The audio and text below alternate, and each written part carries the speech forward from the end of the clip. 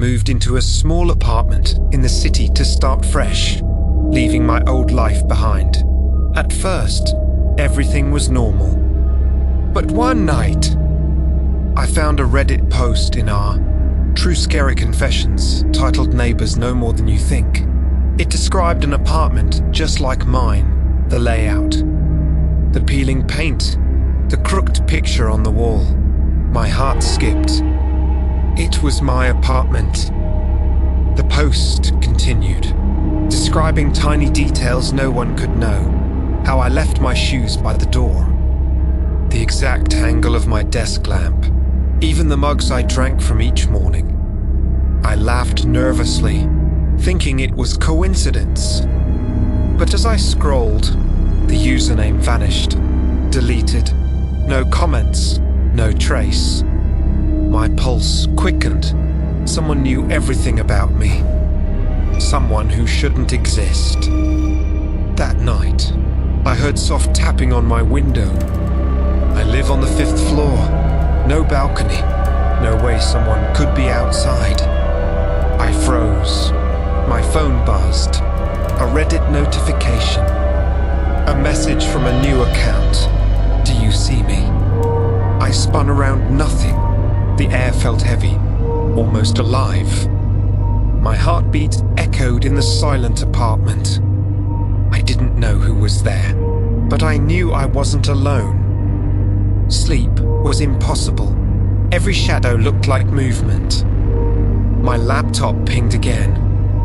Another post appeared, describing me in detail as I sat on the couch, scrolling Reddit. My hands shook. Someone was watching, recording, describing me in real time. I tried to call the police, but they said there was no evidence of surveillance, no cameras, no footprints. Just the feeling that someone was inside. I left the apartment to clear my head. On the street, strangers glanced at me oddly, deliberately. My phone buzzed again. A DM. You can't leave. We are everywhere. Panic clawed at my chest. I ran, trying to find a friend's place, but the streets twisted, unfamiliar. Every turn led me back to my apartment building. Whoever or whatever was controlling this knew every move I made. I ducked into our cafe, hoping to hide among strangers. My phone buzzed endlessly. Every new message described my movements, my clothes, my thoughts. You thought you could escape. The air felt thick, almost suffocating. Shadows flickered along the walls, even under the fluorescent lights.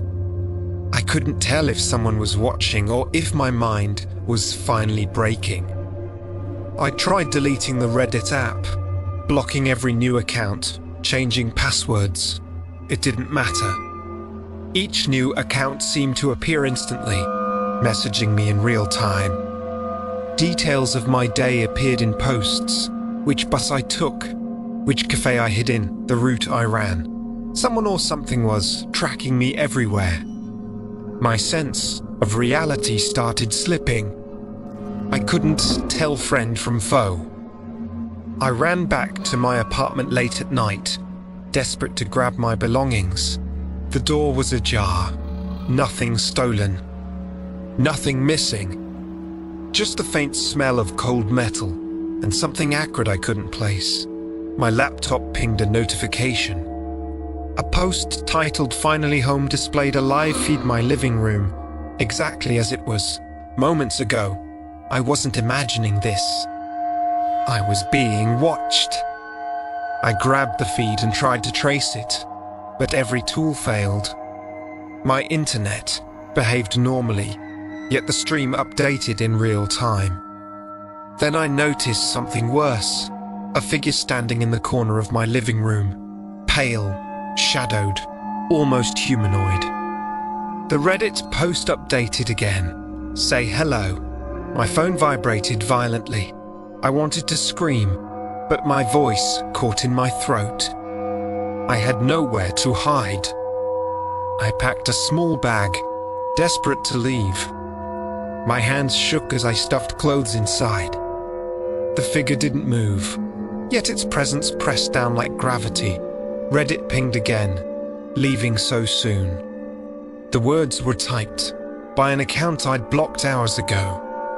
I ran into the street, heart hammering, looking over my shoulder. Shadows stretched along every alleyway, following me. I didn't know if they were real or hallucination. I checked into a cheap motel across town, using a fake name, paying in Kish. For the first time in days, I felt a hint of safety, but at 3:14 a.m., my phone lit up. A new Reddit post, nice room choice.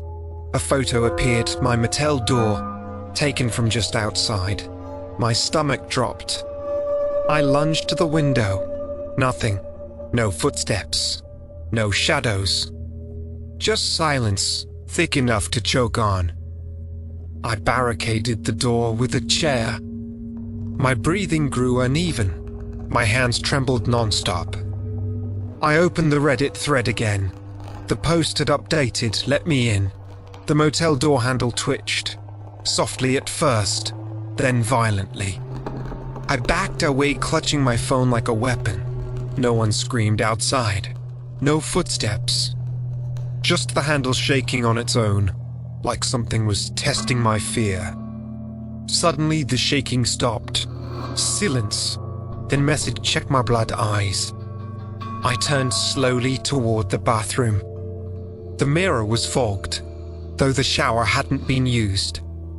As I stepped closer, words formed on the glass, as if written by an invisible finger. "We see you." I stumbled back, nearly tripping over my bag. There was no one in that room but me, or so I thought. I fled the motel before dawn.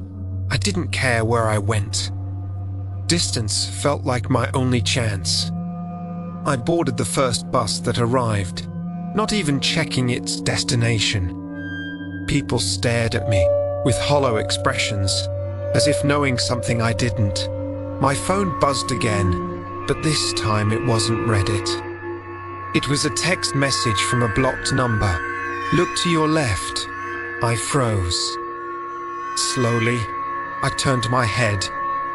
A woman sat beside me, face pale, eyes unfocused. She wasn't looking at me. She was staring forward, unblinking.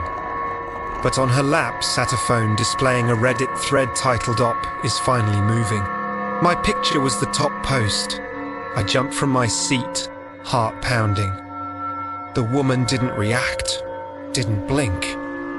Her phone refreshed itself without her touching it. I pulled the emergency stop and ran off the bus. The street was empty, eerie in daylight. My phone buzzed non-stop until I threw it into a dumpster. For a moment, I felt free. But nearby speakers from a shop window crackled with static. Then a distorted voice whispered, "You can't disconnect." I ran, not caring where I ended up, just needing the voice to stop. I found refuge in an abandoned parking garage. It was quiet to quiet.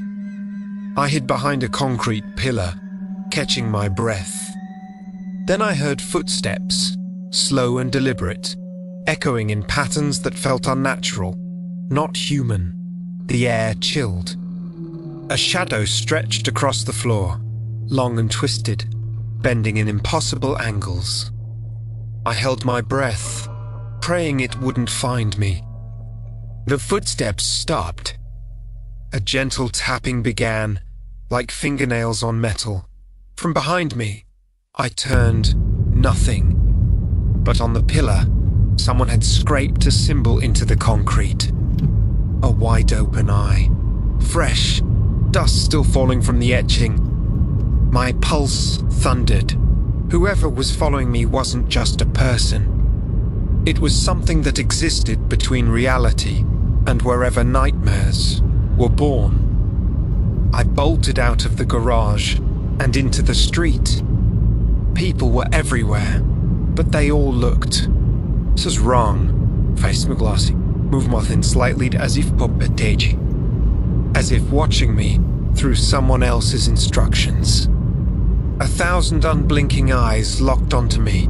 My knees trembled. A new message appeared on a stranger's phone screen as they passed. Final stage. I ran until my legs gave out. I collapsed near a riverbank, desperate for air. The city lights flickered like a dying signal. The reflection in the water rippled, but not with my movement. Behind me stood that same figure from the first live stream, pale and wrong. It whispered in a voice that came from everywhere. You were never escaping. You were being initiated. Then everything went dark.